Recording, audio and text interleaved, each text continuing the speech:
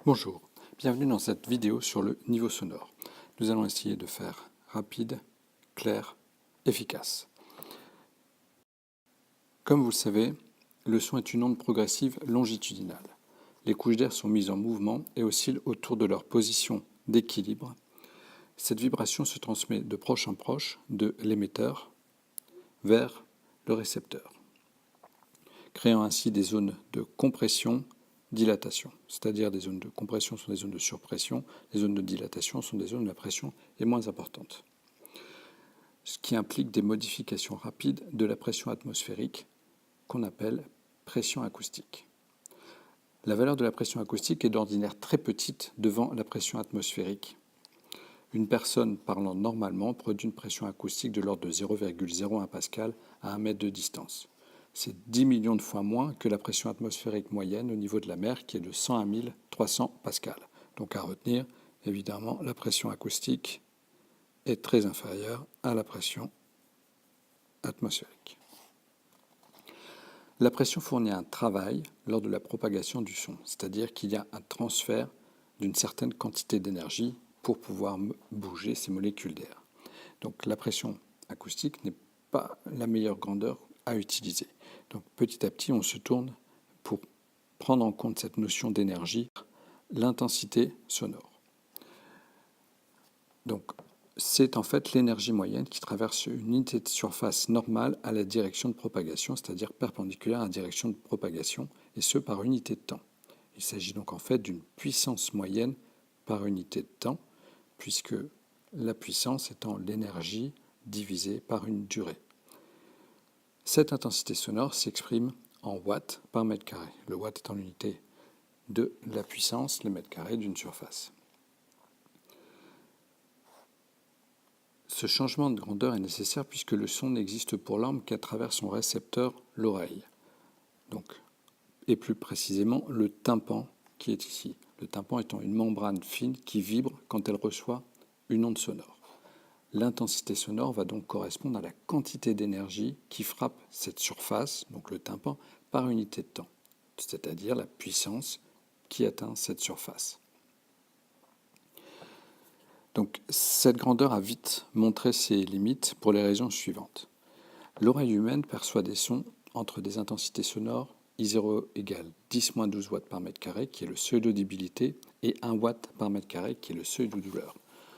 Vous remarquez que cette unité est du coup peu pratique car très étendue.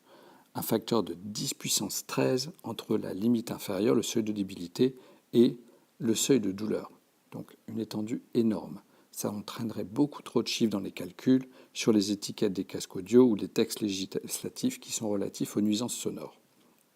Deuxième facteur gênant pour cette grandeur, c'est que quand on remarque que quand on a deux sources sonores identiques, le son qu'on entend n'est pas 2 fois plus fort.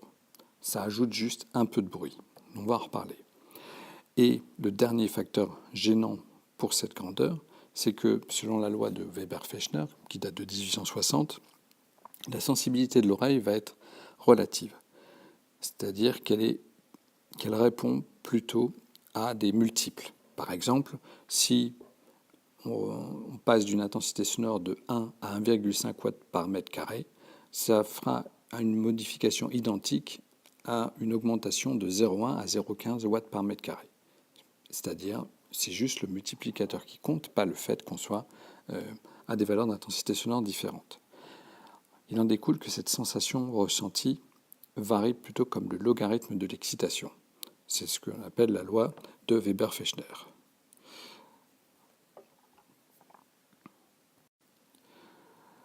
On a donc besoin d'une échelle logarithmique.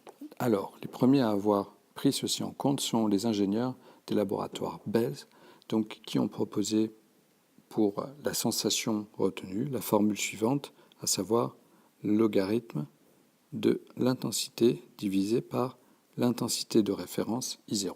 Donc l'intensité sonore sur l'intensité I0 qui est de 10-12 watts par mètre carré, c'est-à-dire le seuil d'audibilité.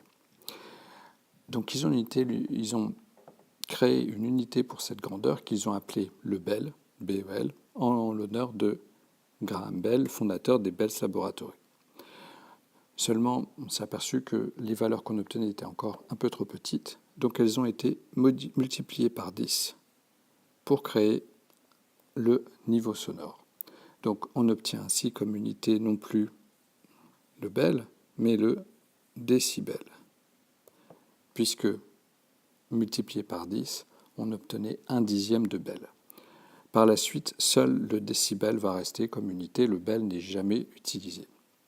Alors, L est ce qu'on appelle le niveau sonore.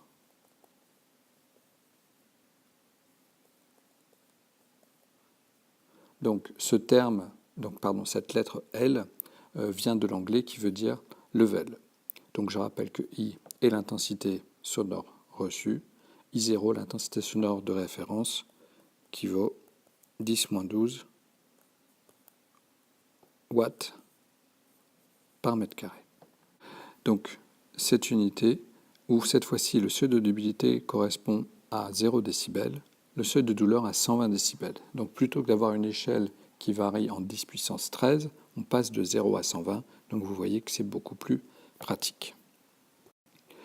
Quelques points qui vont vous être utiles sur la fonction log avant que vous ne la voyiez en mathématiques. Donc ce qu'il faut savoir, c'est que la fonction logarithme, donc au log décimal, est la fonction inverse du 10 puissance quelque chose. Autre chose intéressante, quand vous avez le logarithme d'un produit, log de a fois b, ça sera égal au logarithme de a plus le logarithme de b. De même, le logarithme de a puissance n sera égal à n fois log de a. Donc, vous reverrez tout ça plus en détail et de façon beaucoup plus rigoureuse en cours de mathématiques. Que se passe-t-il si l'on double une source sonore? Vous vous rappelez que ça posait problème avec l'intensité sonore. Alors, vous avez donc deux sources sonores identiques qui envoient chacune une intensité sonore I. On se retrouve donc avec une intensité sonore 2I. Que vaudra le niveau sonore? D'après la formule, L égale 10 log de 2I sur I0. Si on utilise la propriété mathématique qui est là, le log de A fois B est égal à log de A plus log de B, on va donc obtenir 10 log de 2 plus 10 log de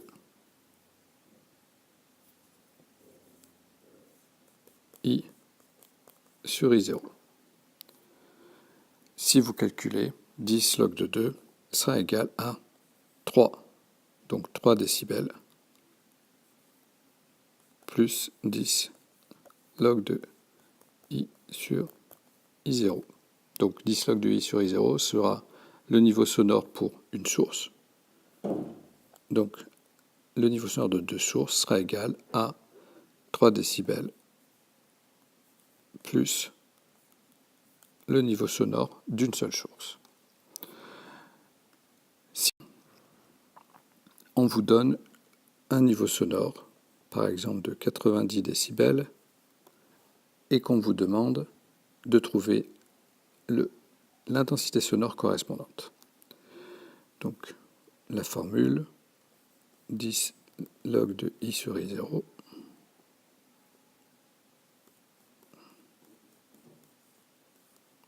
sera donc égal au niveau sonore que vous cherchez. Donc on pourra simplifier en log de I sur I0 qui sera égal à L sur 10. Il nous reste maintenant à nous débarrasser du logarithme. Donc si vous regardez fonction principale, propriété principale du logarithme, c'est la fonction inverse de 10 puissance. Ce qui signifie que si vous écrivez 10 puissance log de x, ça sera égal à x. D'accord? Donc, on va faire la même chose. On va tout mettre en puissance de 10. Donc, 10 log de i sur i0 devrait être égal à 10 puissance L sur 10. Le 10 log de I0 se simplifie. On devrait avoir I sur I0 égale 10 puissance L sur 10. Donc I égale I0 fois 10 puissance L sur 10. Voici comment, à partir d'une valeur donc de L donnée par exemple 90 décibels, vous pouvez faire le calcul et obtenir I0. Donc je vous rappelle que I0 est une constante de 10-12 watts par mètre carré qui vous sera en général donnée. Voilà, je vous remercie pour votre attention. À bientôt pour une nouvelle vidéo.